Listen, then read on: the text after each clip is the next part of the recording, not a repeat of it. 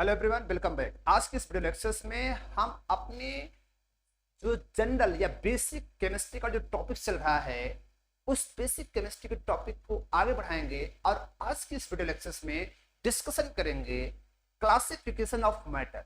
Matter में classification हम पढ़ेंगे, तो चलो शुरू करते हैं आज के इस टॉपिक। क्या नाम है? Classification of matter. एक्चुअली जो मैटर होता है उसको क्लासिफाई जो किया गया है टू नेचर्स में किया गया है, टू टाइप से किया गया है, जिसको हम तो आज के इस वीडियो लेक्चर्स में हम डिस्कशन करेंगे फिजिकल बेसिस। जो फिजिकल बेसिस होता है, फिजिकल बेसिस में फिजिकल बेसिस के अकॉर्डिंग अगर देखा जाए तो जो आपके मैटर्स होते हैं उस मैटर को जो क्लासिफाई किया गया फॉलोइंग टाइप से। अब फॉलोइंग टाइप से अगर देखा जाए तो उस फॉलोइंग टाइप में जो सबसे फर्स्ट आता है जिसका नाम होता है सॉलिड, सेकंड आता है जिसका नाम होता है लिक्विड, और जो थर्ड होता है जिसका नाम होता है गैस, और जो उसका फोर्थ होता है जिसका नाम होता है प्लाज्मा, और जिसका नेक्स्ट होता है जिसका नाम होता है बोस-आइंस्टीन। बोस-आइंस्टीन, ये बोस-आइंस्टीन होता है। एक्चुअली ये हमारे क्या है, क्लासिफिकेशन की बात हम कर रहे हैं। अब देखिए सॉलिड क्या है, लिक्विड क्या है, गैस क्या है, प्लाज्मा क्या है, बोस-आइंस्टीन, ये क्या है, मैटर के टाइप्स है on the basis of physically nature. तो फिजिकली नेचर के बेसिस पर हम देखते हैं।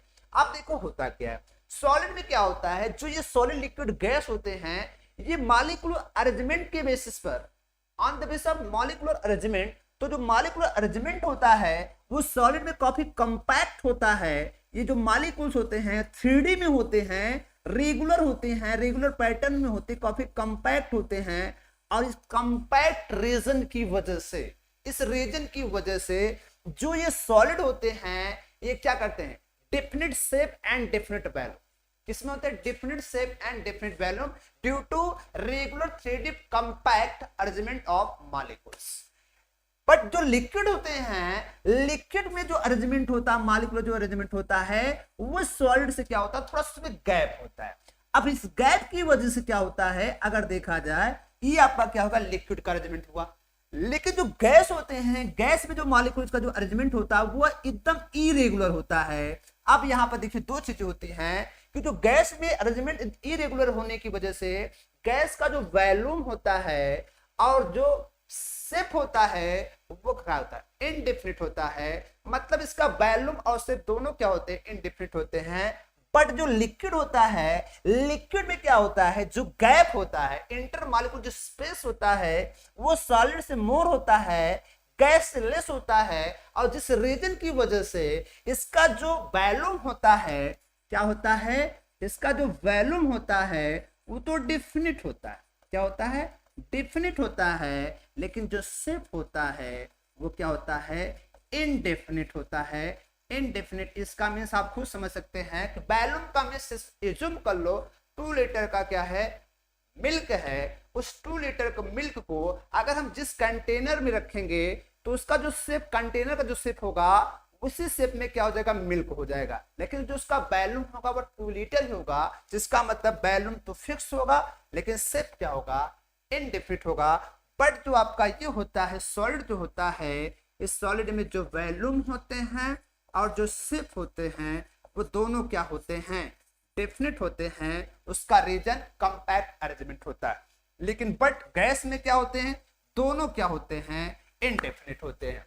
दोनों क्या होते हैं, इनडेफिनिट होते हैं। अब इनमें जो गैप दिख रहा है इसको बोलते हैं इंटरमॉलिक्यूलर स्पेस बोलते हैं। और इंटरमॉलिक्यूलर स्पेस जिसमें ज्यादा होगा, मोर होगा, उसमें मोबिलिटी क्या होगी, ज्यादा होगी। और मोबिलिटी ज्यादा होने की वजह से मॉलिक्यूल्स की काइनेटिक एनर्जी ज्यादा होगी। तो गैस मॉलिक्यूल में काइनेटिक एनर्जी मोर होती है, गतिशीलता ज्यादा पाई जाती है। और जो सॉलिड होते हैं इसमें सबसे कम पाई जाती है। अगर कंप्रेसिबिलिटी देखी जाए तो गैस में गैप ज्यादा, इसको हम प्रेस करेंगे तो मॉलिक्यूल्स क्या होंगे, पास में आएंगे। कंप्रेसिबिलिटी जो गैस में मोर होगी, लेकिन सॉलिड में क्या होती है, लेस होती है। ये जनरल टर्म होता है जो कि आप ने क्या किया है अपने प्रीवियस जो क्लास, आपने इसके पहले जो क्लास पढ़ा होगा लोअर क्लास में भी इस गैस को पढ़ा होगा। लेकिन आज जो क्लासेस इंपॉर्टेंट पॉइंट है प्लाज्मा के लिए हम बात करेंगे और बोस-आइंस्टीन के लिए बात करेंगे। एक्चुअली प्लाज्मा क्या, प्लाज्मा क्या होता है, प्लाज्मा आपका ये गैस है। जूम करो, जब किसी भी सिस्टम को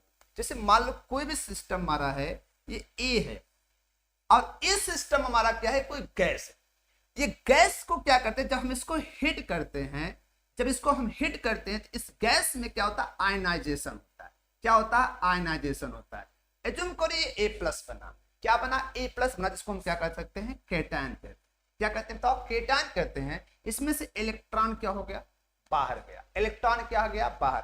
तो एक्चुअली क्या होता है, जो प्लाज्मा होता है, जब गैस को हाई टेम्परेचर पर रखा जाए, तो जहां हाई टेम्परेचर होता है और गैस भी प्रेजेंट हो, इस यूनिवर्स में जहां टेम्परेचर क्या हो, हाई हो और गैस भी प्रेजेंट होती है, वहां गैस क्या होती है, आयनाइज होती है। और जो गैस का आयनिक फॉर्म होता है, उस फॉर्म को हम क्या कहते हैं, प्लाज्मा स्टेट कहते हैं। क्या कहते हैं, प्लाज्मा कहते हैं। एक्चुअली हमारी बॉडी में भी प्लाज्मा होता है, हमारी बॉडी में भी प्लाज्मा होता है।